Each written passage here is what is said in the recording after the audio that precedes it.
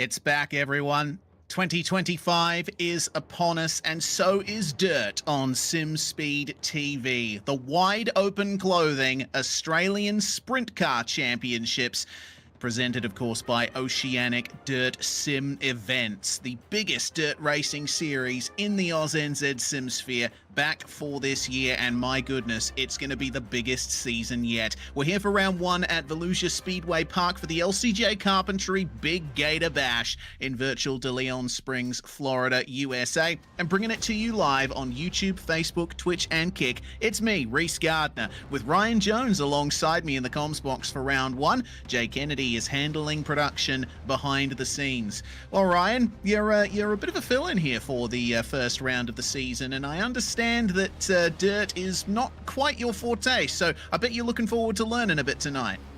Yeah, for sure. I mean, it's turning left. I can turn left, but I can't turn right to go left, which is what these boys are going to be doing tonight. It's a massive field. It's over 50 cars, so going to be quite a few missing out on that feature, but it's also going to be a really tough field to try and get your way into that feature, because, I mean, absolutely any one of these guys can make it in, and we know how unpredictable dirt racing is. Yeah, absolutely. We've had many drivers try to get into this league through the qualifying series, and only the best of the best were able to sneak their way through for this one. Of course, round one taking place at a very iconic dirt oval, one of my favorites on the iRacing service, Volusia Speedway Park in Florida. It is a D-shaped oval, and it's actually quite long for a dirt oval as well. It's round about a little bit shorter than Eldora from my mental maths and my albeit very patchy memory. But here it is, here it be. And it's a very difficult oval to get right, Ryan. We have to be careful of the exit of turn 4, particularly that entry into the pit lane. There's a bundle of tires on the end of that pit wall that will get you, and you need to go low there for the best run onto the start-finish stretch. But you're basically turning the entire way around this place, 14 degrees of banking in the turns, and you're going to be seeing a wide variety of lines being experimented with here. Yeah, I mean, and that's one of the best things about dirt racing, right? You can make any lane work almost, but there's definitely going to be a preferred groove as we go through the night, and this track changes and evolves. As with every heat, we're going to have 5 heats, a C main, a B main, and then a feature. So the track that these guys that go out in heat 1 feel is going to be completely different to what they feel in the feature, which is going to be one of the big talking points, as it always is, and we'll see how we go. But we're not far away now from getting this first heat. Yeah, absolutely. Got to run through the qualifying session first, but then we go to our heats, which are 8 laps each. There's going to be 5 heats, and the top 2 from each heat go into the grid draw for the A main at the end of the night. The drivers that weren't able to promote themselves right through to the A main, so everyone who finishes outside the top 4 in the heats, will move on to the C and B mains, where only the top 4 from those are going to advance to the A main, so the stakes are very much higher. And we're going to be using a format somewhat similar to that across the whole season, but there's going to be some minor variations for a lot of these rounds. Looking forward to seeing the calendar yet to come.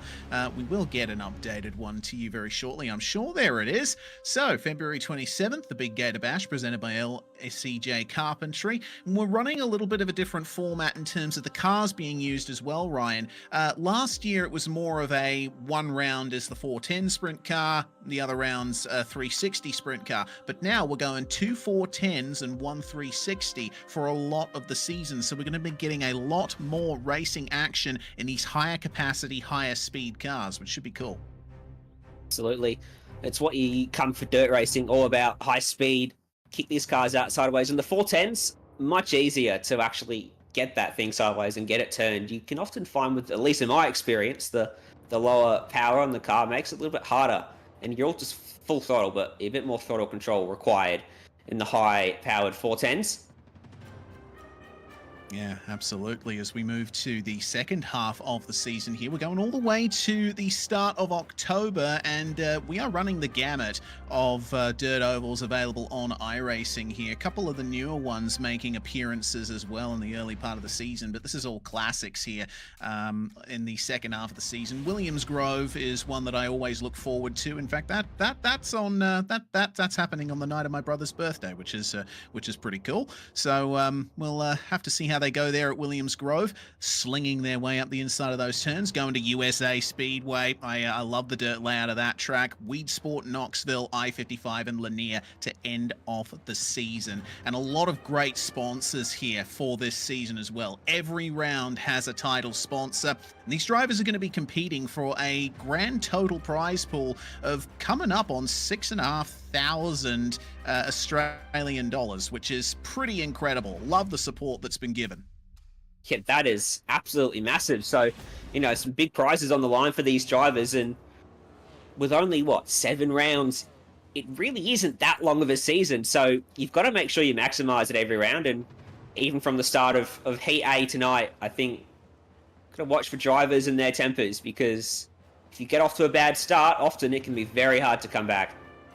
Yeah, indeed. Well, now the drivers are out on track as the sun comes down at Volusia, already working a bit of a groove into the track, getting their laps in ahead of qualifying. Now, qualifying is going to work exactly the same as it always has in the ASC series. A 4-minute solo session where drivers will only get 2 laps each to set their times for the heat grids, and you'll notice they're disappearing off track very quickly as well. You're only allowed a very few amount of laps in practice as well. It's all about getting in there, getting out on track right away, and seeing where you're at, see how everything develops through the night yet to come. So, keeping an eye on the grid, we have got a ton of amazing drivers in this series, many of which are returning from last season. Of course, the reigning champion Ethan Winter is here with the #1 on his car. We got Harry Stewart in here as well. Definitely made his mark on the dirt scene over the last couple of years. Tim Ryan, of course, one of the most successful dirt racers from Australia and New Zealand here as well. Tim, of course, a former competitor in the iRacing official World of Outlaws World Championship Sprint Car Series. So there's a lot of pedigree in this series. And of course, we got Brady Baldwin here as well, series administrator and commentator on SimSpeed TV as well. He's diversified his racing interests quite a bit in the last couple of years, but his home is dirt, and he's the man who's brought ODSE to us in the first place. And his time is going to put him right to the top of the timesheets early on with 12.628, which is faster than anyone went in practice. So see whether that stacks up over the next couple of minutes. Thomas Mitchell sticking to the low line as well. Looks like the low lane will be the preferred way to go here in qualifying. Yeah, indeed. You want to try and stick low for the run around the course. Of course, the track being very fresh at this point of the night, but as you start working the track in a bit more, you're going to be seeing that line move up a bit more towards the walls. See how there's already some slick being run on the way around the bottom there. You can definitely see where the surface has been baked a bit by the friction and the heat generated by these tires. Clayton Davies in the number 50, another very successful runner here in ODSE events. I'm looking forward to seeing what he can do as he gets his laps started. Running the top to try and build that momentum across the outlap and then straight back down to the bottom for his flyer through 3 and 4. Trying to keep that car as straight as possible to keep the momentum up across the line for his first lap. We'll put him up to P5. And in fact, that was his second lap as well. So he took a warm-up lap there, right on the top. And Tim Ryan, what can he do? Yeah, well, Tim Ryan always comes out in the second half of the session and with mere moments to go, usually sets a time incredibly good enough for overall quick time. But we'll have to wait and see what he can do from here up across the line and through the final corner He will come. First lap being a 12.6, which is going to put him straight to the top, and there's no need for another lap from there. It looks like his warm-up lap was already done as well, so this is going to be definitely an excellent run through for Tim Ryan, but here comes the reigning champion of the series. What can Ethan Winter do in the Australian Speedway results qualifying? Going to try to put himself into a very tight group at the top of this table. There's 1/10 of a second covering about 20 cars, which is ludicrous. But it's dirt racing for you. On board with Ethan Winter then as he rips his way through 3 and 4 for the end of his qualifying run. What can the reigning champ do? Up across the line, and he puts himself P3. Excellent job there, and a great way to kick off his championship defense here in 2025. Oh boy, a mere 7/1000th of a second in it between Tim Ryan and Caleb Durgan for that quick time, but it does go to Tim Ryan, the man who won the last 2 years running before Ethan Winter came in 2024 and beat him to the punch. This is going to be a very interesting first round of the season. There is your top 10 times from qualifying, and we see a couple of new names in there.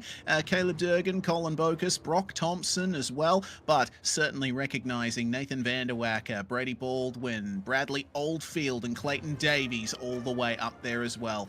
It is time for the first heat, but we're going to go for a quick replay of the pole lap here from Tim Ryan, and you can see that he is using quite a bit of the damper clay up top there to get the run going for his initial run through qualifying, and well, he's sticking all the way to the inside wall here to absolutely vault his way across the line there. 12.6 seconds. That's what it looks like around Volusia Speedway Park. And the first of our heats, brought to you by McSlide Race, is headed up by Tim Ryan and Colin Bocus, with Matthew Stables and Darcy Wilson taking up the next row there. Also good to see Darcy Wilson back for 2025. Should be some good results there. Lachlan Mead is going to be starting alongside Bailey Leeson. I believe this is Lachlan Mead's first start in an ODSE official championship as well.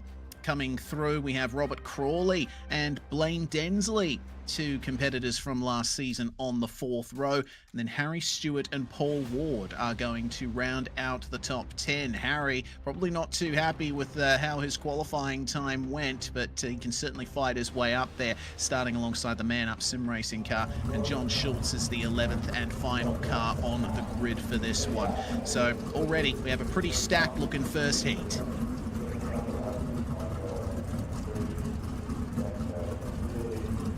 So at the moment, we will be waiting for the pull away behind the pace truck. We have to remember that the top 4 from each heat will transfer straight through into the feature, and the top 2 from each heat go straight into that grid draw for the top 10 positions in the feature. Our good friend, the spinny wheel, is going to be making its comeback, and I'm certainly very happy to hear that. I don't know if Tim Ryan is. He was one of the most vocal critics of the grid draw last season. It did benefit him once or twice, I believe. Regardless, it's time to get down to brass tacks, as it were. Hopefully no brass tacks in any of those tyres. You're going to need them inflated for optimum grip around Volusia Speedway Park. Ultimately, once again, keeping an eye out on the back half of this field to see if they can make their way through. I know that John Schultz and Harry Stewart have gotten great results in the past, and there's going to be a lot of potential for them here, but they have to try and focus on getting into the top 4, otherwise they're going to have to work their way through the alphabet, the C and B mains. You definitely don't want to be having to do that if you are one of the top drivers, if you have past form, if you usually very quick around a track like this and ultimately didn't nail your qualifying run. Well, it's going to be quite a cool track out there, so usually on the asphalt side, that means plenty of grip. Unsure exactly how it affects the dirt, but it's a very cool evening here at Volusia. Well, eye out for the pace truck here. It's not going to be coming straight in. We usually go for 2 formation laps in dirt racing championships. At the longer tracks, coming down to 1 formation lap. And I believe we might be going for the same sort of roster that we did last season, of only the first heat going for the full 2 formation laps. But Tim Ryan gearing up here versus Colin Bocas. And I'd be very interested to see what Colin can do here. A driver that I am very new to. There's plenty of names here that I have not seen before, so this is going to be a learning experience for me as much as it is for all of you watching on your various streaming platforms. But it's time for the start. Make sure that you start in the prescribed zone as said by Race Control. And we are away already. Big issues there at the back of the field. Big crash. Lachlan Mead out, and it seems that Matthew Stables has crashed out as well. A couple of drivers hitting that tyre bundle on the way to the line, but Tim Ryan leads the first lap. Colin Bocas, Darcy Wilson and Bailey Leeson are your top 4, but Blaine Densley will be trying to break into that top 4, see if he can put the 52 down. There's the battle. P4 at the moment on track for the number 52 of Bailey Leeson. Meanwhile, Darcy Wilson starting to catch up to Colin Bocas there. But Tim Ryan solidly in the lead. He's not streaking away like I expected him to, though. Looks like he's just managing the car for the time being. He knows that he's in the lead, and he knows that as long as he keeps it mistake-free, he has a good chance of coming away with this victory. Halfway through the first heat now, and the number 52 of Bailey Leeson starting to fall back a little bit from Darcy Wilson, and this time it's Harry Stewart who is looking for the move. Here's a replay of the start then. Keep an eye on... Oh, no, that's what happened to Matthew Stables there. Actually got... he came down on him. I believe it might have been Bocas, unless I'm completely wrong in that, but... some start shenanigans there for the first heat of the season, and it's been determined a racing incident by Race Control as the 52 of Leeson is put into the wall there. That was Densley getting past him there, and Harry Stewart now occupies that last position in the top 4.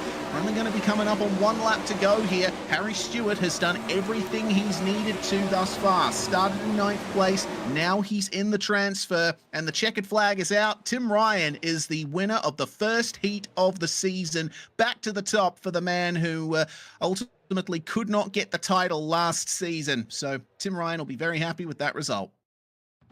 As he will. You weren't kidding about that tire bundle being a problem. We didn't even make it 5 meters. Absolutely. It can be a big issue, and so on the starts and restarts, drivers got to be careful of coming down. Well, there is your top 10. Ryan, Bocas, Wilson and Stewart will transfer straight through to the feature. Ryan and Bocas enter the grid draw, but Leeson, Densley, Schultz, Ward, Crawley, Stables and the 11th place Lachlan Mead will have to work their way through the alphabet. Time once again, very quick turnaround in these heat races. Caleb Durgan is on pole position for Heat 2, starting alongside 25 Enterprises, Brock Thompson in the number 61.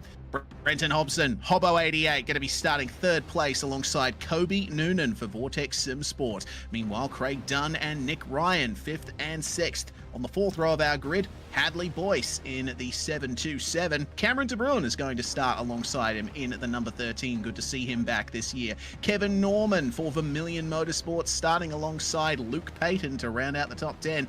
And then it's Tom Freer starting in 11th spot. Usually see Tom Freer in a supercar, but this time he is in a sprint car for Vermilion, one of the teams that has seen a lot of success in the past couple of years in Australian sim racing. But now it all comes down to who can get the best run off the line here. The pace truck comes straight in, 1 formation lap for each subsequent heat, and Caleb Durgan is away very early. Green flag flies, and Brock Thompson will try and defend from Brenton Hobson, but round the outside of Hobbo, it's Kobe Noonan who tries to get 3rd place. The battle for the transfer very alive.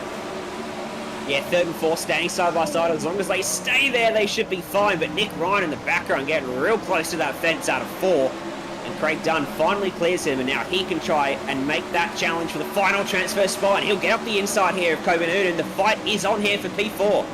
Oh, it certainly is. Nearly banging wheels. It was Hadley Boyce who went tumbling in the back of shot just a few moments ago. He's retired. Nick Ryan with a massive slide there. He tried to go for Kobe Noonan and Cameron De Bruin, but he falls behind the both of them. And now Craig Dunn in 4th place stands a chance of going a little bit further forward here. He's working that middle line, and it seems to be going well for him. Yeah, and you can see Kobe Noonan's gone up there trying to follow him around. Dunn's making progress here on Hobson. Going to run out of laps to get to the front 2, but he might be able to snatch P3 away here from Hobbo. Battle for the lead going on as well there. Caleb Durgan has not been able to get away from Brock Thompson. And a little bit of a slide there coming out of turn 2 there for Brock. Oh, have a look at Craig Dunn round the outside of Hobbo there and up into 3rd. What a move! Hobson got absolutely mugged through 3 and 4 there. I wonder if he had a slip up because Dunn found a huge amount of speed there around the outside. And now Hobson's got to be careful. Coming up to the final lap in just a moment. Kobe Noonan's right there for the final transfer spot. Yeah, this could get very close. Noonan trying to get the run out of the turn. Caleb Durgan up front has been blessed. And oh no, massive problem for Brock Thompson there. He hit the inside wall and crashes out of 2nd place in the final corner of the heat. That promotes Dunn to 2nd, Hobson to 3rd, and Kobe Noonan gets into the transfer. That is some massive drama here at the end of Heat 2. Oh, he just had to get through 400 meters. Oh, man, that's such a shame, but he was heading straight for the outside wall, and I think he alt-F forward. Well, Caleb Durgan, Craig Dunn, Brenton Hobson and Kobe Noonan transfer through to the feature. De Bruin just missing out there by 1.3 seconds. Ryan, Payton, Norman, Freer, Thompson, and unfortunately as well, Hadley Boyce are going to have to work their way through the alphabet there. Such a shame for Hadley, out very early on in Heat 2. But it is time for Heat 3 now. As we are actually going to go very quickly to a replay from that 2nd heat here. This is the number 61 hitting the wall, and well, that was a very quick exit there for the number 61 of Brock Thompson. Well, the Heat 3 starting grid. Ethan Winter starting on pole, Clayton Davies alongside him. That is a stacked front row, to be sure. Nathan Norman and Max Lumsden, though, in the Vermilion cars are going to be right there with them. James Oliver is going to start alongside Casey Simons on the 3rd row, sorry. Row 4, Bentley Summers, another 25 Enterprise car, starting alongside Middlefinger Racing's Trent Gosley. Good to see Trent still there and working his way up. Nash Granger, Gary Redcliffe rounding out your field. Liam James, of course, is race control, and he has already disqualified himself so that he can monitor what is going on. And they're already away here behind the pace car, a 10-car field for the 3rd heat of the night. It'll be interesting to see what those Vermilion boys do off of row 2. Obviously, you can't really do a whole lot of teamwork, but they can be smart about it and make sure they don't trip over each other trying to fight for that 3rd spot and allow the likes of Casey Simmons or James Oliver to buy in and take that transfer away from them. Yeah, exactly. Big potential for teamwork here, but also big potential for Ethan Winter to jet away here. He is the man with form at the moment. He is the reigning champion of the series with the number 1 on his car. You have to keep an eye out for what Clayton Davies might do here to overcome him, as we are away. Heat 3 is a go. Ethan Winter getting off to the best start possible. Meanwhile, losing a bit of grip on the inside, James Oliver, he's going to potentially fall outside the top 4 here. Max Lumsden gives him a little bump, and Lumsden gets sent into the wall for his troubles, gets cleaned up there by Gary Redcliffe, and Lumsden is over and around and potentially out of the race. Well, Lumsden didn't get a good launch. He fell back to 5th off the start, and look what that cost him. He's going to have to go through the alphabet soup now. And it was just a little bit too tight on the exit of 4 to squeeze around the outside of, was it James Oliver, who still holds that transfer spot and will take away P3 from the other Vermilion car, who crosses him right back over. Yeah, this is the kind of racing that you can expect from tonight. Just go a bit slower through the corner, make a V shape and straight line the exit. James Oliver and going to be versing Nathan Norman for a couple of laps yet. Behind them, a massive crash, tumbling over is Casey Simons, and it looks like he's going to be out of the race too.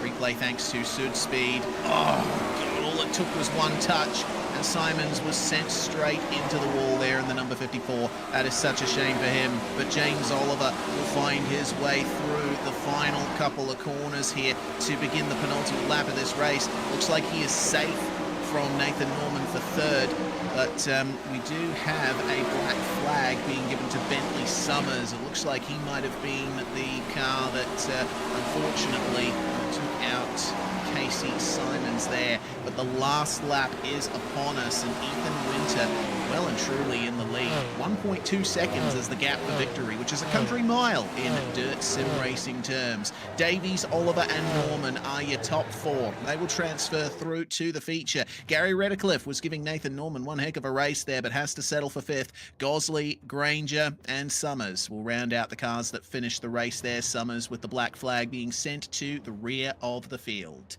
Well, it is time once more for those results, and man, Ethan Winter really showing that he is going to fight, and he's going to be very difficult to overcome.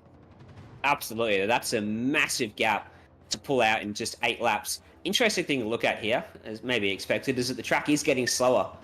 Tim Ryan won that first heat in 1:43.8 seconds, 1:46.9 for Ethan Winter, so speed's going away from this track as it continues to... what does a dirt track do, Reece? Does it loosen up as you put more wear on it? Yeah, it does. Loosens up quite a bit, and it becomes very much less grippy. Baldwin versus Walsh on the front row of Heat 4 here, with Oscar Ames and Daniel Grimshaw on row 2. Paul Bryan and Thomas Mitchell rounding out the top 6. Then we have Darcy Walker, Hayden Vickers, Aston Hurley and Nick Mithen in the number 44, rounding out this 10-car field for Heat 4.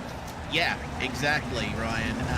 As it loses grip, it gets slower, it gets a lot slicker down low, and that's why you're seeing drivers moving up a bit higher to get the grip, because you need to ride the cushion up the very top of the circuit, and sometimes you'll be seeing them riding the wall right at the end of the feature to get that grip through these corners. We are away. Green flag flying for Heat 4, and Baldwin leads into turn 1, but Blake Walsh is already giving him a run for his money. Oscar Ames holding on to Stan Grimshaw, and is side by side for 5th. Paul Bryan trying to hold off Thomas Mitchell.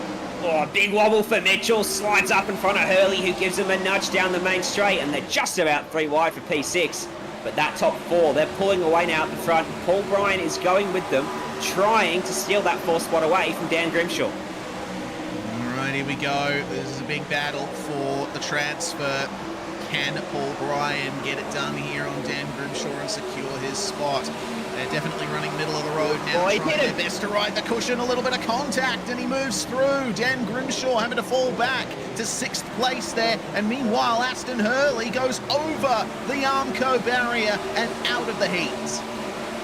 Bit of that going on tonight, and a bit of aggression already as Baldwin slips up in the lead, but he's able to get away with it. He went real high there, way up into the cushion. Blake Walsh closed in.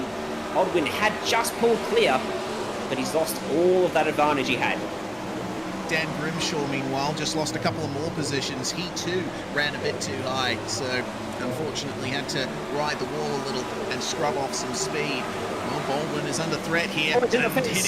He's in the fence across the start-finish line, and Blake Walsh going to move through to the lead, but Baldwin round the outside, a little bit more traction up there in the cushion. This is the issue for Walsh. He may be taking the geometric faster line around the circuit, but there's no grip down there anymore. Baldwin will pull the slider onto the final lap in heat number 3. They'll run side by side into 3 and 4. Walsh going to try to slide up, and look who comes with him. Ames! Baldwin around the outside. He wins the heat. He destroys the car. Baldwin. Wow. Beautiful. That's the kind of finish you love to see. Brady absolutely hammering the go pedal there to win the race by 0.045. That is quite the gap there. Oscar Ames got amongst it there in 3rd. Paul Bryan will round out your top 4. They'll go straight through to the feature. Mitchell, Vickers, Walker, Grimshaw, Mithen and Hurley. It is alphabet soup for dinner. Well, into the final heat of the night. And man, this is an absolutely stacked top 3. Nathan Vanderwacker, Bradley Oldfield, and Zach Rattray White. frankly, incredible stuff seeing them up the front here. It's going to be a tight battle for victory. Ayrton Smith in the 64 is going to start fourth, with Gowans and Boyd on the third row of the grid. And then Travis Parrott and Seth Brown, two veterans of this series. Steve Duff and Jamie Stovold going to round out your top 10. Good to see Jamie here for Synergy Sim Racing, another driver that we usually see in a touring car. Well, let's see how he stacks up against these boys, as Van der Wacker is halfway around the formation lap now. And Van der Wacker, of course, an official iRacing World of Outlaws World Championship competitor as well. But Bradley Oldfield will certainly give him a run here. Not a bad racer, mate. Green flag flies and we are away. Already Oldfield didn't quite get the jump, and Rattray White moves himself into second place, but Oldfield comes back at him down the inside. Matthew Gowans versus Ayrton Smith for the transfer as well. 3 wide coming across the start-finish line, and a little bit of contact there for Rattray White. He's stuck down low, and he is going to be falling back. He needs to mount a counter-attack here, only 6 laps remaining. But he does. Ayrton Smith playing Russian roulette with that outside fence. He's grabbed it a couple times, but he's gotten away with it so far, and he currently occupies the final transfer spot, as in front of him Matthew Gowans found the fence as well. As these boys run higher and higher, that fence is getting more and more of a workout. Yeah, indeed, you've got to be careful of that, particularly through turn 4, because the wall the lead. finish straight comes up on you. Yeah, exactly. Bradley Oldfield versus Nathan Van der Wacker, side by side. Oldfield did get off to a bit of a slow start, but he is lining up the momentum out of these corners and going straight up the inside here. He'll have to pull a slider to try and keep Van der Wacker behind him. We've still got 3 laps remaining here. Plenty of opportunities for these drivers to battle. Oh, Rattray White has had a shocker. Oh, he certainly has. He's fallen all the way back to 10th place, and it looks like he's out of the heat here. Such a shame for the man who started so well. But look, the battle for the lead has slowed up our top 2, and Matthew Gowans could have a go at victory here, going up the inside of Nathan Van der Wacker. Can he get Oldfield as well? He's sticking all the way to the inside there, trying to find something down low. White flag. Bradley Oldfield leads the way. Can Nathan Van der Wacker protect second? Ayrton Smith right up with them as well. That's your transfer all through across the line. Oldfield wins with Van der Wacker, Gowans and Smith rounding out your transfers to the feature. Daniel Boyd going to finish in 5th spot. Seth Brown and Travis Parrott going to finish ahead of Jamie Stovold there. Zach Rattray White and Steve Duff rounding out your field. Both of them, unfortunately, way down the order. It was not a very satisfying run for them. Here you go. That's what happened to Rattray White. Grabbed the fence, couldn't pull it up, and into Daniel Boyd. And 2 more cars scattered as a result of that. That's a real shame there for Zach Rattray White. Well, we're out of the heats now, and we can move through into the C Main, which is, of course, presented by Apex Civil Solutions Queensland. Kevin Norman and Bentley Summers on your front row, with Daniel Grimshaw and Jamie Stovold on the second row. Crawley and Freer on row number 3. Moving through to 7th and 8th, it's Casey Simons and Nick Mithen, with Rattray White and Matthew Stables rounding out the top 10. Seth Brown and John Schultz, they didn't have a very good time in their heats. They will round out 11th and 12th, with Nash Granger, Darcy, well, sorry, I'm reading the wrong grid there. Hurley and Steve Duff 13th and 14th, Lachlan Mead and Hadley Boyce rounding out your field. I was looking at the B main grid. Goodness me. Well, didn't take long for a Gardner Gaff, did it? Bentley Summers would have had the front row here. He's been handed an EOL penalty, so he's going to have to start from 16th, and he's got 12 laps to find his way to 4th. This is a fast car that might miss out here. Yeah, certainly is. Bentley is looking... He was looking very quick, wasn't he? So, unfortunately for him, he's going to fight his way all the way through a 16-car grid to try and find his way to the top 4. This is going to be rather difficult for everyone involved, but let's hope everything goes well for the drivers at the top of the field here. Norman leads us away. We are green, and Dan Grimshaw trying up the inside. Bentley Summers, meanwhile, already trying to fight and move his way up. He's up 2 positions, now 3, as he sticks to the inside in the background. There is a logjam forming, contact at the back. 2 cars around. And that is their night done. As the paddle is on for the lead. Look at this, the top 4. They can't afford a little drama here. They've got a nice little gap. But if they slip up, they're going to allow that transfer spot to slip away. Right on the inside, the number 5 finding some big pace. Yeah, this is fantastic fighting for the lead. 5 cars sharing the same piece of racetrack right here, and the fastest of them all was Casey Simons on the previous lap.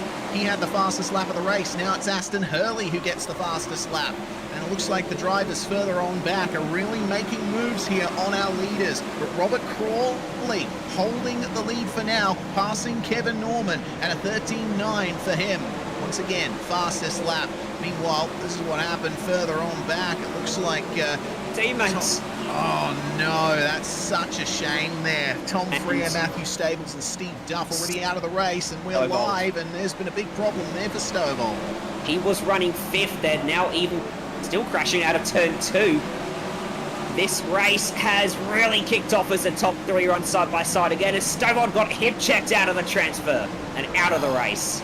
Yeah, it looks like someone cleaned him up there as well. Meanwhile, it's on here for 3rd and 4th. Brock Thompson versus Kevin Norman. And Thompson gets a massive run there in the number 61. Remember, we were hoping that he was going to have a good result in his heat, but he hit that inside wall and was sent straight into the outside barrier. Well, he's staying well away from the inside wall now, isn't he? That he is. They are stuck side by side for this 4th and final transfer spot. Rattray White trying to go around the inside, and Hurley trying to squeeze his way around the outside of Norman. He's in the fence. He's just hanging onto it. Brock Thompson getting into the wall a little bit there as well, I think. And, well, let's see who can get the best of it. Zach Rattray White sticking all the way down low there. He's trying something different to everyone else who are almost at the point of running the wall. Looks like the second Vermilion car there of Kevin Norman is trying to do the same thing. But Aston Hurley around the outside is trying his best to get the run here. We are almost on the final lap of the race, and oh no, that's Rob Crawley who spun out there from the lead of the race. Oh, there's been a bit coming together. Huge crash. So who's going to sneak through to 4th place now? Casey Simons. Nick Mithen leads. He's out too. Nick Mithen moving on through to 4th place. Bentley Summers so close to getting a transfer there. They dropped like flies in the last couple of laps. What happened? Your guess is as good as mine, mate. That was crazy. Brock Thompson, 11th to 2nd, and he did that real early as well. Yeah, very well done from Brock Thompson. Grimshaw takes victory. Zach Rattray White and Nick Mithen join them in transferring through to the feature. And, well, this is going to be a very interesting B main, isn't it? Everyone who couldn't make it through, trying to find their way into these last couple of spots.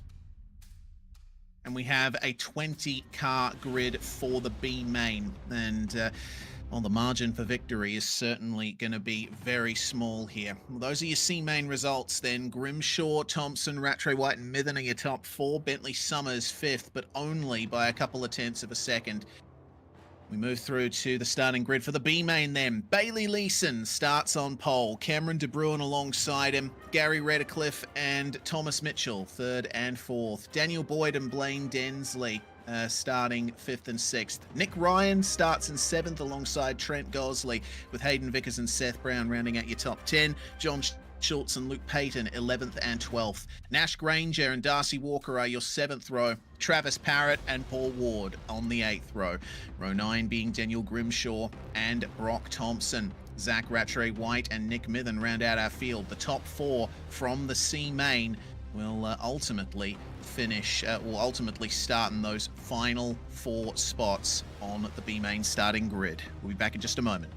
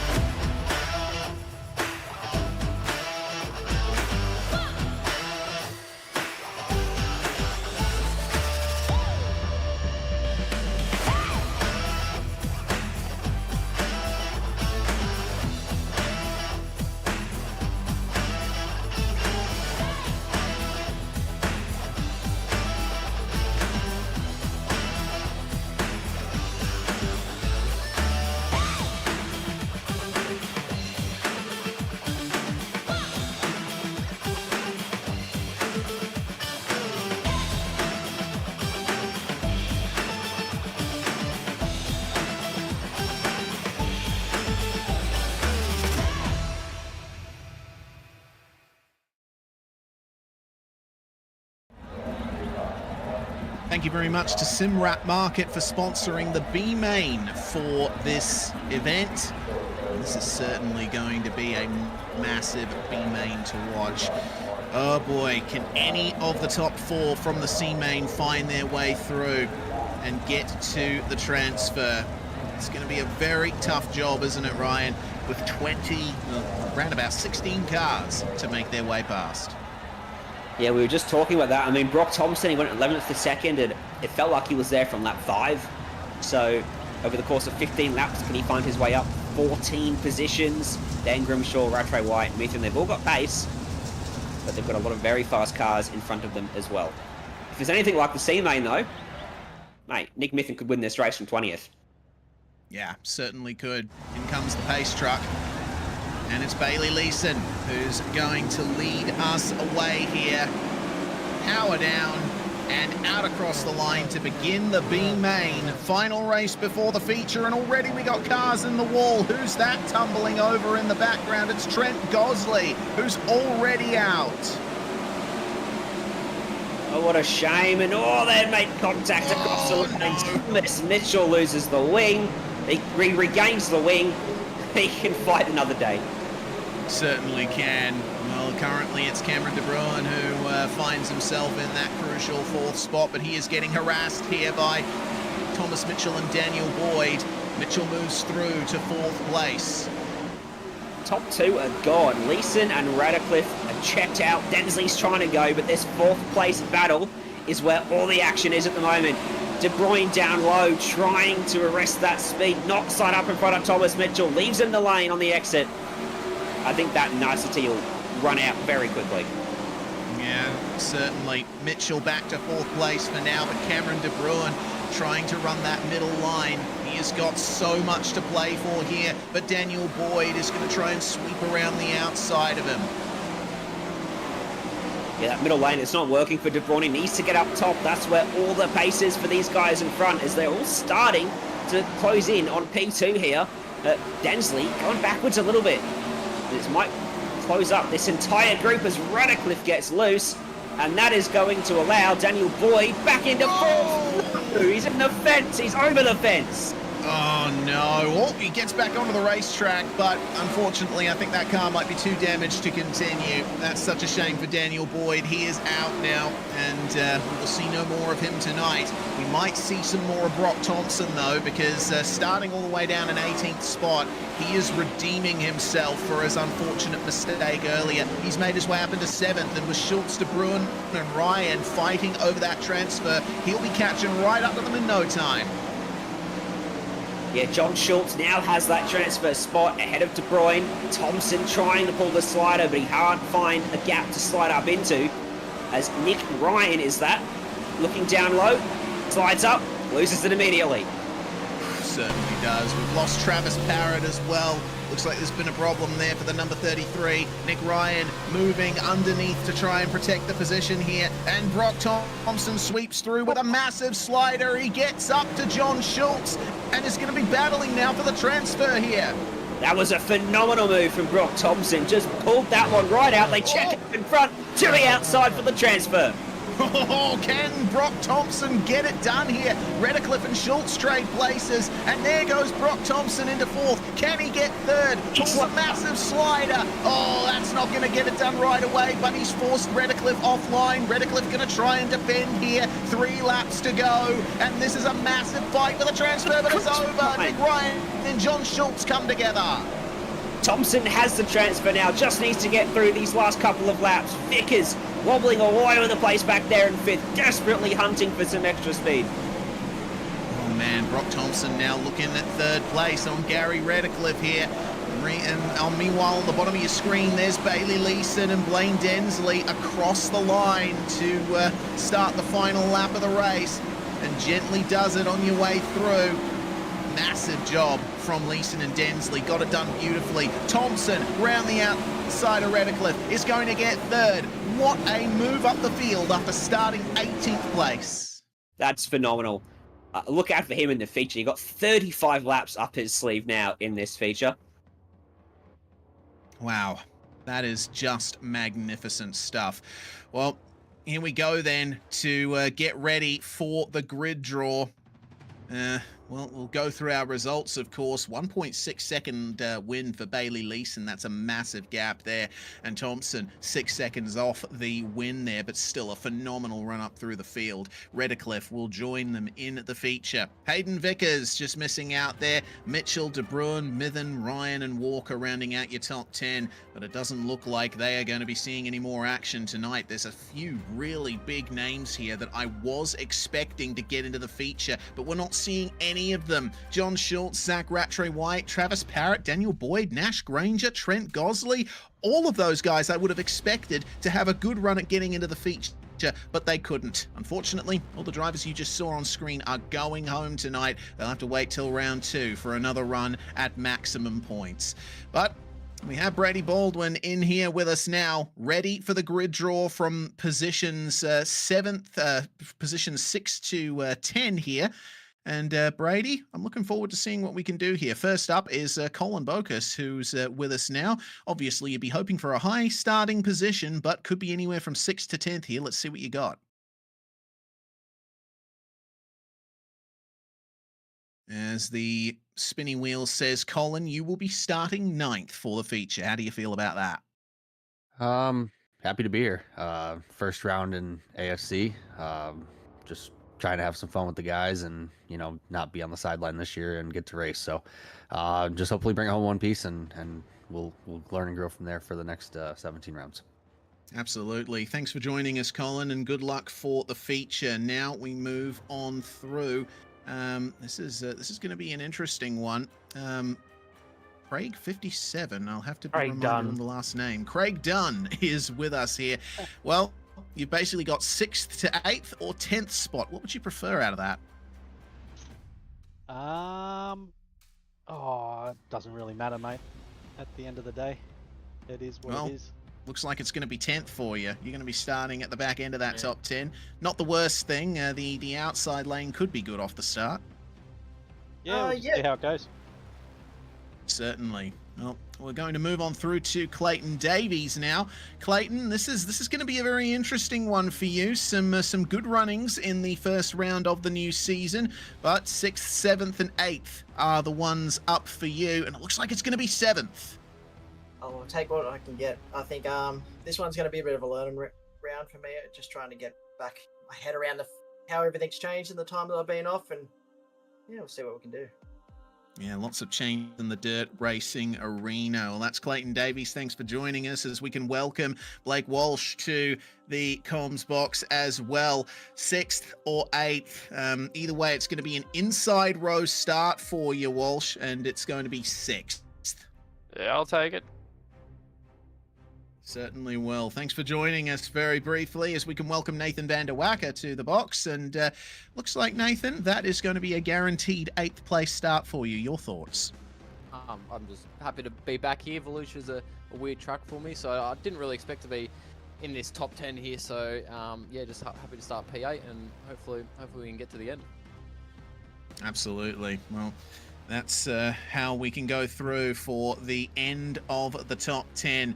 Moving on through to Tim Ryan. Well, your season started off as perfectly as you could imagine, Tim. You got the quick time, you got the win in Heat 1. Let's see how you go on the feature, eh?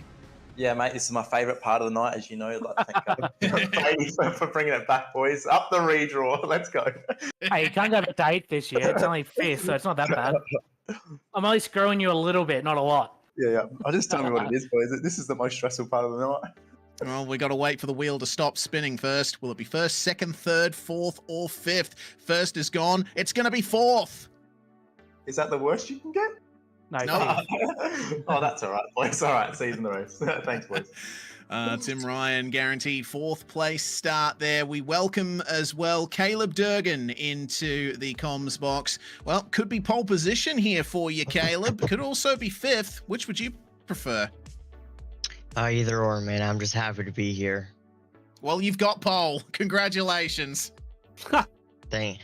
It's awesome. Can't wait.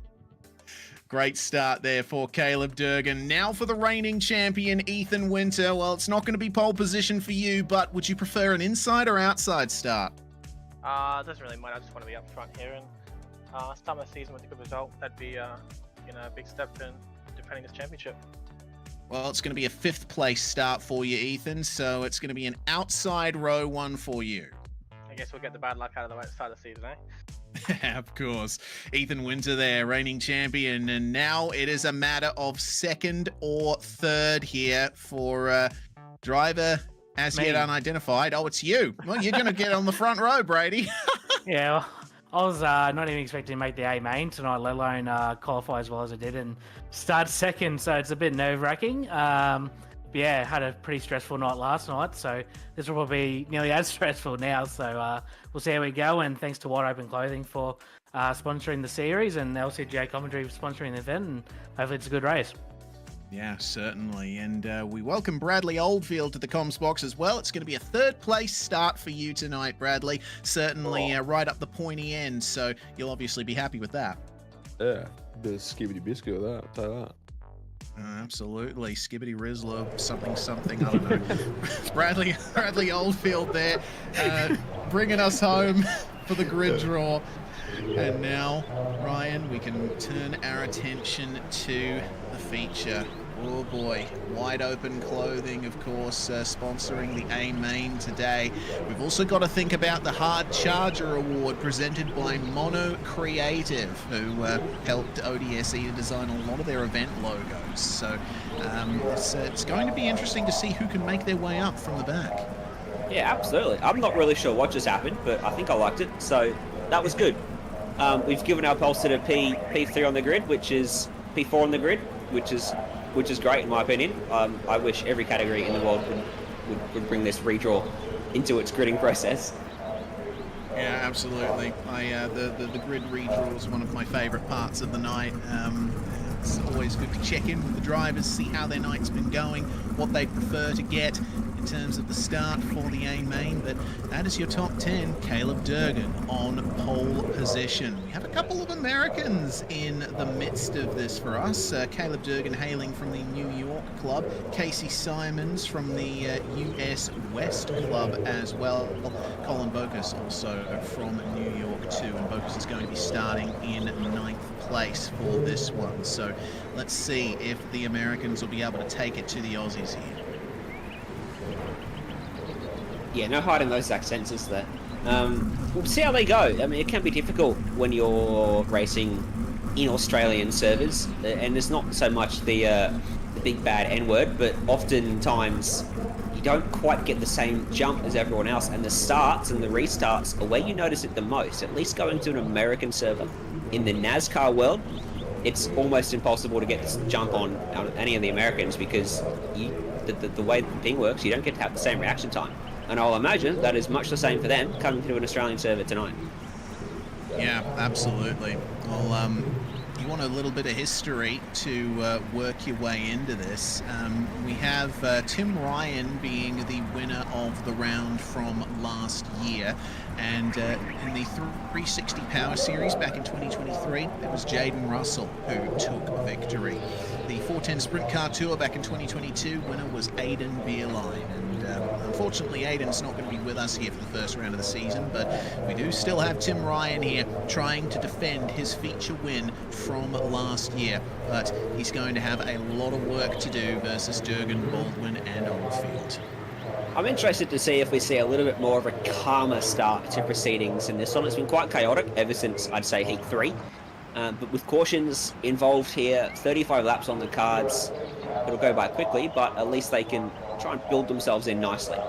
Yeah, absolutely. Well, there is, the feature starting grid. We already know what the top 10 is going to be looking like, but starting out of 11th spot, going to be Darcy Wilson, Brenton Hobson alongside him on the 6th row of the grid. And it's going to be interesting to see what they can do there. Man Up and Synergy starting just outside the top 10. Looking forward to seeing the runs from them. James Oliver going to be starting lucky 13th here, starting alongside Oscar Ames. And then on the 8th row of the grid, Matthew Gowans and Harry Stewart. Now, Harry is certainly no stranger to working his way upfield, so keep an eye on that number 96.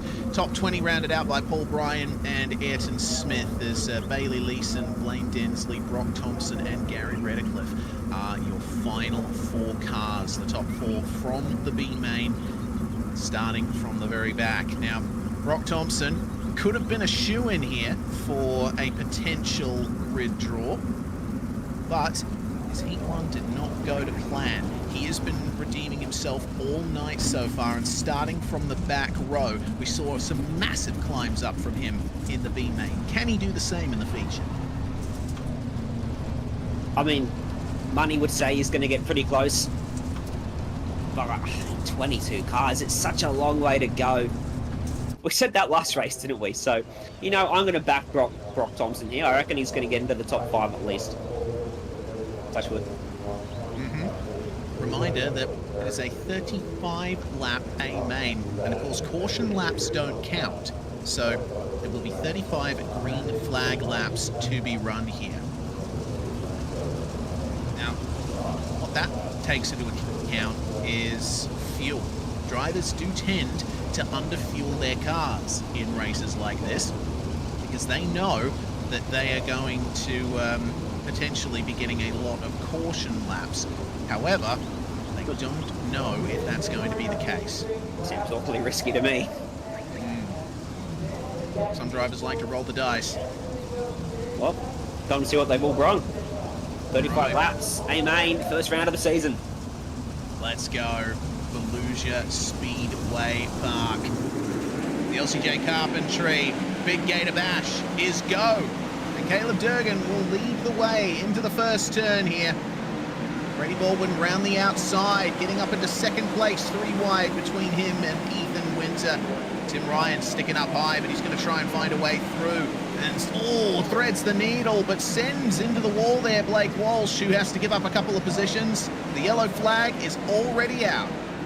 They were just getting 4 wide as that yellow was called. Blake Walsh, lucky to get away with one there. I wonder if he's got any damage to the right side of that car, because that was a fairly hefty hit he copped into that fence down the main straight. Brock Thompson got very lucky as well. We might have to see the incident from his perspective as well. So number 99 getting into the wall there and off to the side and out. But Brock Thompson, just an incredible getaway.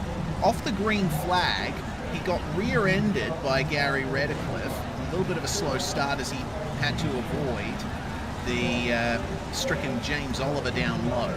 Have a look at this. Caution is out at this point, and then Thompson gets rear-ended over the fence, and then he bounces back onto the racetrack. How about that? He's been through pit lane as well in this caution period to get a spare car. But they get one fast repair, but they can only use it in, I think, the first 10 laps of the feature. Interesting. That's a nice rule. I like that. I'm going to advocate for that in NASCAR. Certainly. I like it too. It allows drivers to sort of stay in the action. Regardless, it's been a good run up from Brady Baldwin, and I'm looking forward to seeing what he can do versus Caleb Durgan here. Caleb hasn't had much racing to do here in the feature thus far, but he's done everything right for the moment. Yeah, he has, and one thing he's going to have up his sleeve now is obviously single file restarts in dirt racing, so he's not going to have that immediate pressure off the start. Or are they going side by side? Top 2 are side by side. Oh, it's double file. Well, just what do I know? It only, I believe, ODSE rules dictate that it only gets changed to single file restarts if there are back-to-back cautions or in the final 10 laps of the feature. So, regardless of that, they'll be starting double file for the time being. Well, take what I said and throw it in the bin. Caleb Durgan's got all the pressure on him for this restart. Certainly has. We've got the power in the restart zone. And we are away again. See if there's anything Ethan Winter can do to find his way past Brady Baldwin. He gets to the inside, middle of the road. Looks very slick out there. The exits on the inside look nice and rough. There's going to be some good grip there. Looks like Caleb Durgan is using it well. But for the time being, tons and tons of cars side by side through this first couple of turns. Craig Dunn, Nathan Vanderwacker, and Bradley Oldfield, the trio in the middle of your screen at the moment. And round the outside tries Vanderwacker, but Craig Dunn is holding strong down low. Baldwin is making a play for the lead here, ripping it around the fence, getting to the outside of your race leader, Caleb Durgan. Now he'll take the lead away. Okay, nearly gets into the wall on the outside there. You see the dichotomy of low versus high here. You carry more speed running the high line, but it's the shorter geometric line down low. The problem is those drivers running down low don't have the grip right now. If most of the field is running high, though, the grip will likely come back. We've seen Tim Ryan use that here at Volusia. He's traditionally been a fan of sticking to the inside, and it's worked out well for him before. But for now, it's Brady Baldwin in the lead, and second place will move to Ethan Winter for now. Yeah, Baldwin almost threw that one away out of 4, clipped the fence, shot down to the inside of the track. Now they're 3 abreast. Ethan Winter's taking a dive through the inside, but he's stuck in that middle where the slick is at the moment. And straight back to the top. Tim Ryan, he's not really got anywhere to go if he wants to stay on the inside. He's got to start looking at that high line or dive it up in there. Big slide up from Ryan. Yeah, and Caleb Durgan's going to try and get him back here, get back into third, but Nathan Vanderwacker is coming. Have a look at him there in 5th place. He's going to drive around the both of them through the middle if he can help it. Looks like that's Gary Redcliffe there down low and going a lap down, allowing our leaders to continue. The top 5 all together. Tim Ryan holding on to 3rd spot, and now fast repairs are no longer available. 10 laps have been covered in the feature. So if you're out now, you are out forever. Tim Ryan starting to make his play to the inside of Brady Baldwin, a lap 11, lap 12 of 35. Ethan Winter tries to stretch on that high side, but I'll tell you what, Reese, that inside starting to look real good. That's one in the fence. Harry Stewart. Yeah, can he get back onto the track? Yes, he can. Lucky escape there once again. Tim Ryan. Yeah. Tim Ryan and Ethan Winter. These guys battled all the way through 2024. Now here in 2025, they are together at the front again. One up high, one down low. Who will get it? Here's the replay. What happened to Stewart all by himself? Just gets that right front, right rear under the fence and drags himself up and over onto the embankment. Did well to get that going again. Yeah, he certainly did. This is the problem with Volusia, particularly on entry to turn 1. You run too high, the wall juts out on entry into turn 1, and that's what overcame Harry Stewart there. Meanwhile, fight going on here. And for the first time in ODSE history, we have live championship points on the cards here. So at the moment, Ethan Winter and Tim Ryan are swapping places for the championship lead. But I tell you what, I'm looking forward to seeing how this evolves throughout the session. I feel like there were more effective rounds to make the debut for the live championship points. As a note to Jay there. But I like it. It's Tim Ryan slides up in front of Winter, but he can't complete it that time. Oh, Ethan's going to continue sticking to the outside here. We're briefly looking at Craig Dunn and Matthew Gowans, as well as Bradley Oldfield fighting over those positions just outside the top 5 there. But there's going to be more here. Oh, no. He's upside down. Oh, no. Tim Ryan as well. Yeah, there's been a big going on there. I missed most of what happened. Ryan stopped on the outside of turn 1, or actually more like up the middle. What on earth happened? Well, I think he slid up in front of Winter. Winter tried to cross over. They came together down the straight. Watch this. Oh, no. Oh, just banging wheels, and Tim Ryan sent hard into the barrier there in the Altus East Ports 98. Now, what happened to Baldwin then? Yeah, that's the question. We're going to find out here. That's Nathan Vanderwacker on the inside of him, and Baldwin just gets into the wall there, and oh god, that looks like Craig Dunn that he's unfortunately cleaned up there. Oh no! Gets another hit from the number 42 of Paul Bryan there. So, crucial point, fast repairs no longer available. That means that Craig Dunn, Brady Baldwin, and Tim Ryan are all out of the feature. That is massive. Yeah, you can't get any bigger names than Tim Ryan, can you? Out of the feature, and a big opportunity handed to Winter now. He shouldn't have any damage from that. But he's now got a new challenger, and Nathan Van Der Wacker, who started this one from 10th, mind you. He's now 2nd. Yeah, this is massive here for Van Der Wacker. He's got plenty of time to work his way through. Got to keep an eye out for Caleb Durgan as well. Pole sit-up, thanks to the grid draw. Got Bradley Oldfield with him, and Oldfield started in 3rd. So we've got a lot of drivers here who have a very legitimate claim to race victory here. Got to keep an eye out for the likes of Matthew Gowans and Paul Bryan as well. They started outside the top 10. 15th for Matthew Gowans and 19th for Paul Bryan.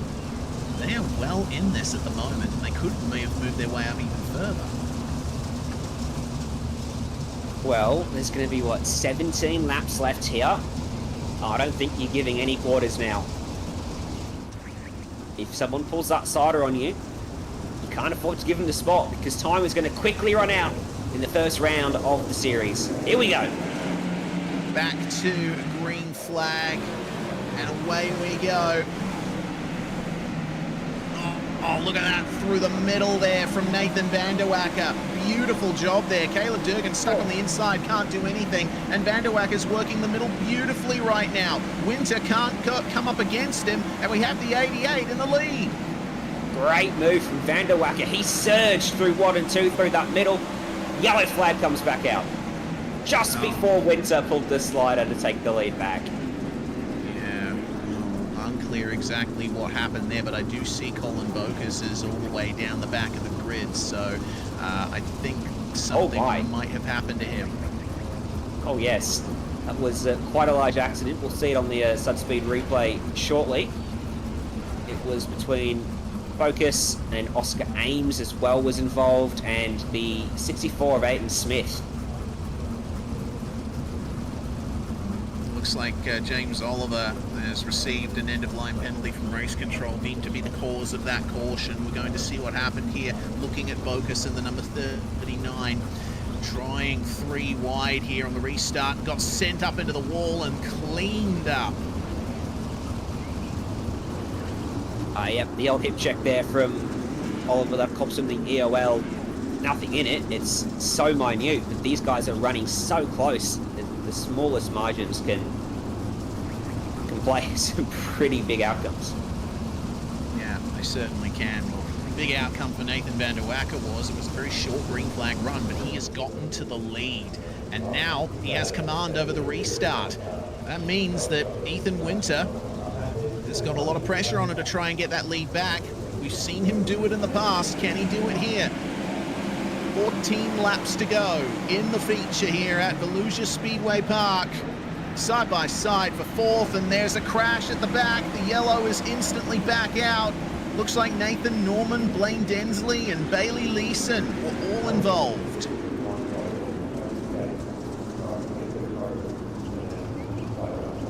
Looks like Densley just expected Norman to be higher here. He slides in and up into Norman, who was holding the middle lane, and nowhere for those cars at the bottom to go. Oh, I mean, that man needs to be tested for a concussion. And James Oliver absolutely steamrolling his way through that incident as well. It's a miracle he's gotten away without too much damage, but reset now for an extra couple of laps. Check out the onboard here from Oliver, and here we go. Oh man, they all came together right in front of him. He had no time to react. Yeah, he got away with it too. Nicely done. Oh, yeah, well, didn't work out too bad for him in the end. So, 10th place is leading from the grid. 15th place, Matthew Gowans up to 5th. Paul Bryan, 19th to the 6th. Brock Thompson's made his way up to 11th from 23rd on the grid. Yeah, from the C main, no less. That is pretty massive there for Brock Thompson. And very happy with that as we change to single file restarts here. We are away. Nathan Van Der Wacker holding off Ethan Winter nicely through the first turn. I noticed that Winter's right sort of hit bar is bent a little, so he certainly had a few adventures here tonight, but still strong in second place. with 12 laps remaining in the feature. Caleb Durgan still an outside chance for this. He's still in 3rd place. Bradley Oldfield trying to follow him through. And now Nathan Vanderwacker is starting to move a little bit down low. Looks like he's trying to cover Ethan Winter somewhat, but you can see the whole track is slick now and there's nothing left there. Did Oldfield just slide wide? Oh, Oldfield's been flirting with that outside fence since the restart. He might have just nicked it. Top 4 at the top of your screen. There's the track along the bottom. You can see how strung out this field is after just a couple laps of green flag racing and all their different lanes being taken down the back straight that's not really a straight. Winter's getting closer here. I feel like a move's coming any minute now. Yeah, he's taking that outside line. He's carrying more speed onto the straights and he's trying to swap down inside for a move on Vanderwacker for the lead. But Nathan now has that outside line and he can carry more momentum himself. Well, Winter's going to slide up and get into the lead, but Vanderwacker immediately switches back and gets back into the lead of the race. Going to be 7 laps to go at the line. The pressure is on. Winter just nicked the fence on that slider and Vanderwacker cuts him off out of turn 4. Caution flies. Oh dear. Well, Matthew Gowans. Hobson, is that? Yep. Brock Thompson involved in, tempers from Brenton Hobson, or was his steering broken? We'll find out, I'm sure. Gotta wonder. This is going to be another big incident to see. It also means that we are going to have a 7-lap dash to the finish here. It's going to be massive. Man, dirt racing is back and I couldn't be happier. It was fun. Here we go, here's the subspeed replay. Watching the 51. Yeah, so I mentioned that he went wide, and you mentioned he was flirting as well, but oh! My goodness. So that's what happened. And then what happens with Hobbo afterwards here, because they kept wrecking through to 3. I think based on that, Hobson's steering was most likely broken. Hobbo's a pretty mellow person most of the time, so yeah, you wouldn't expect much from him, but this is dirt track racing, and those tempers, they do fly. Yeah, so he gets into it and gets cleaned up as well. And yeah, and then yeah, it looks like the steering is broken. You see the left front moving around there. He couldn't turn that car.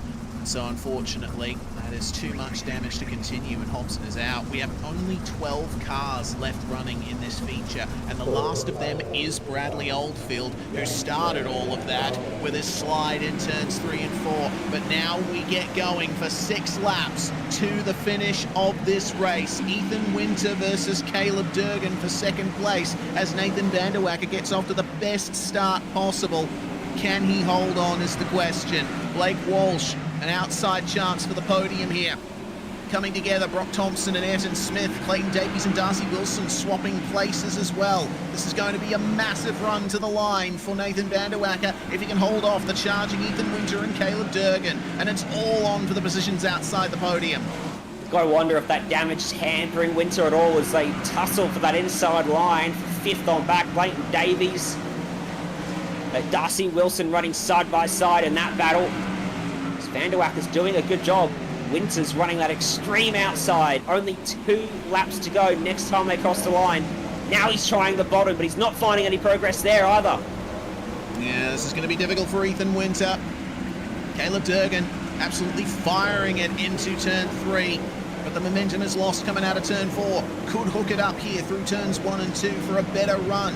They are going to have to have moved their rear wings all the way back by now just to keep that rear end in check.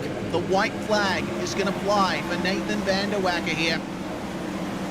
What a drive it has been from all of our top 5 for the moment. But Vanderwacker coming out on top. Took his first ODSE feature win last season, and he's going to add another one to the roster here. He wins the LCJ Carpentry Big Gator Bash at Volusia Speedway Park. Oh, a fantastic drive. Kept himself out of trouble, moved through that top 10 from the back of the grid redraw. Well, the grid redraw helped him, didn't it? He was supposed to start 10th. He lined up a little bit further forward, and he made it work. Yeah, certainly did. He'll be very happy in that number 88 there, and lovely looking livery as well. There's so many fantastic looking cars in this series. We didn't even get a chance to review a lot of them, but I'm sure your eyes told you the truth. This is going to be some very sweet tasting donuts here for Nathan van der Wacker, first feature victor of 2025.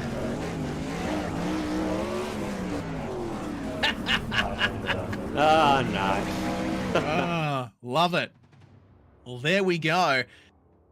That's your results. Official now. Nathan van der Wacker is your feature winner. Ethan Winter backing up his 2024 championship with a second place in the first round of the season. Caleb Durgan, Blake Walsh, and Clayton Davies are your top 5. Well done to all of them. Darcy Wilson and Paul Bryan, 6th and 7th. Ayrton Smith getting into 8th spot. He'll be very happy with that after starting 20th place. And for that matter, Paul Bryan started 19th. Bradley Oldfield could have been a lot better for him. He started 3rd, but has to settle for 9th after a late error.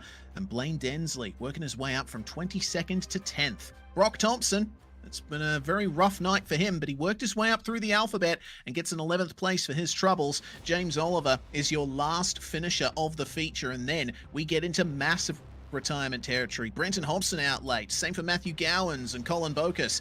Bailey Leeson and Nathan Norman, 13th and 14th. Big for Tim Ryan, and also for Colin Bokus as well, who started on pole. But Ryan, well, his championship fight is certainly getting off to a rough start there. Oscar Ames and Craig Dunn classified 19th and 20th. And then out early on was Brady Baldwin. Such a shame for Brady there, with Kobe Noonan, Harry Stewart, and Gary Redcliffe, also 3 names that I expected to be up there in this race, unfortunately coming away with no points from the feature. But the championship standings, not just in the feature, you get points for qual and heats as well.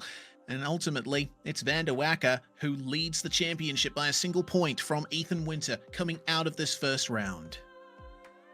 It's tight. 2 points across the top 3. Durgan there in 3rd as well.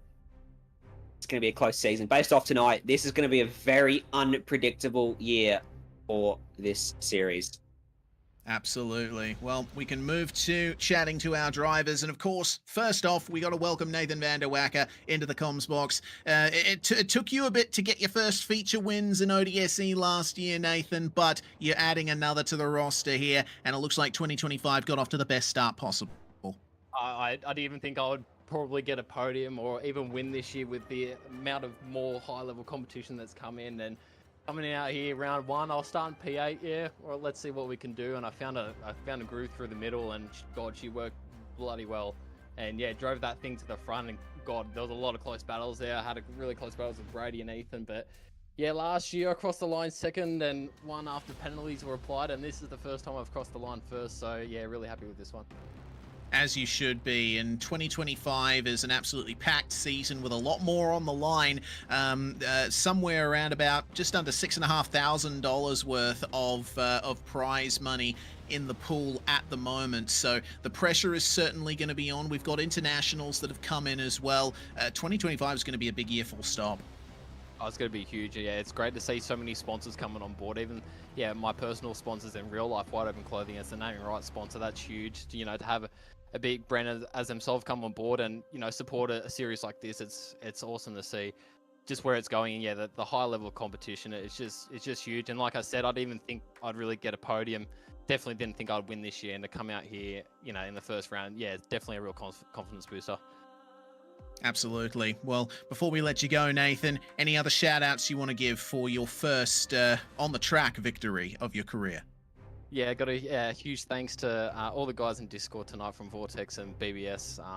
Yeah, it helps a lot, you know, running practice laps with them in sessions beforehand, and you know, we're all kind of on the same setup, so that it really pushes you to your limit as a driver. There's no, he has a better setup or not. Yeah, we really push ourselves, so huge thanks to all the boys that run laps in practice. But yeah, huge thanks to the team and the team sponsors, Maddington Toyota and Canning Vale Toyota, Bella Modular, Soul Deep Massage Clinic, KZS also Auto Works, BBS Esports, Pace Graphics, Styled Imagery, the Goalie Glove Guy, 88 Media, Race Car Simulations, and Australian Speedway Results. Huge thanks to you guys, SimSpeed, to put on a really great broadcast. Huge thanks to Brady and the whole admin team for putting on ODSE, and yeah, of course, thanks to the So the round sponsor LCJ and the naming rights sponsor Wide Open Clothing. That's Nathan van der Wacker, their feature winner here tonight. Second place on the road was reigning champion Ethan Winter, stood by with Ryan Jones for a chat. Well, Ethan, you led for a portion of that feature race. It got rough and tumble. What were you missing in the end there to get up to van der Wacker? Yeah, just went to the top on that restart. Probably third to last restart. And once he got by me and that caution fell and he got control of that race, it was going to be really tough ask to pass him, especially the way the track went. He drove really well there at the end to hold me off. I felt like it was a touch quicker, but it's going to be tough to get it done. So you're not disappointed with second. That's a good result for just the BBS camp in general. Wacker first, me second, and Durgan third. So just a big deal for our whole team and group to round out the podium. Absolutely, a fantastic result and a great way to kick off your title defence. You had the coming together with Tim Ryan though, maybe the biggest talking point of the night. What was your view on that? Yeah, I felt like my tyres were under me there, and I felt like I was holding a pretty straight line. I haven't seen the replay yet, so honestly not sure what happened. Sorry to him if it was my fault. I don't believe it was, not from what I've been told, but it's going to go both ways this season. It's a long season.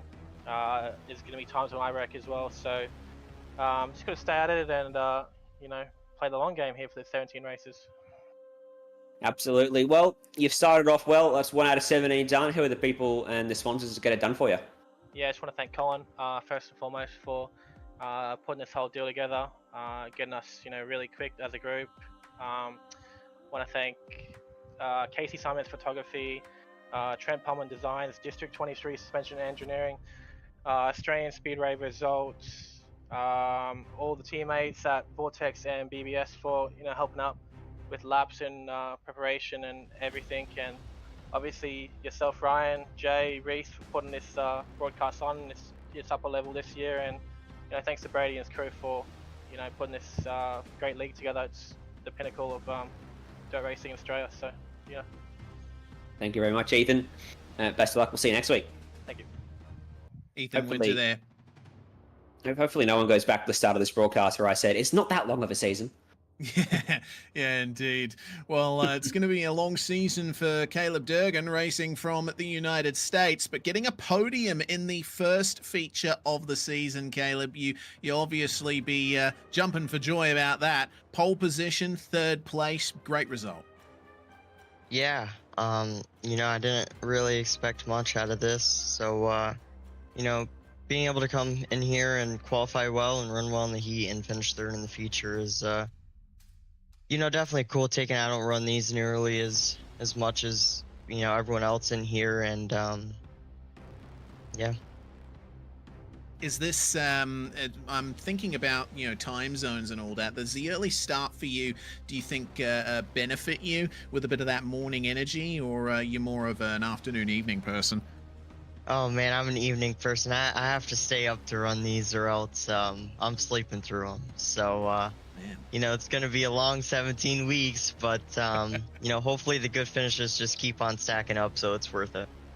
You certainly got the pace and the skill to do it, mate, and it's great to have you along for the Top Dirt Series in the Southern Hemisphere. Is there anyone you want to thank for your results before we let you go?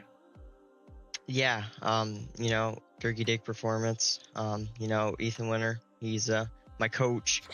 Wide Open Clothing for the, for helping out this league, and LCJ Carpentry, and Brady Baldwin, and you guys for broadcasting and everything. It's really cool to come out, and looking forward to going to bed and coming back next week. Excellent stuff. Well, sleep well, Caleb, and we'll see you next time. Later, man.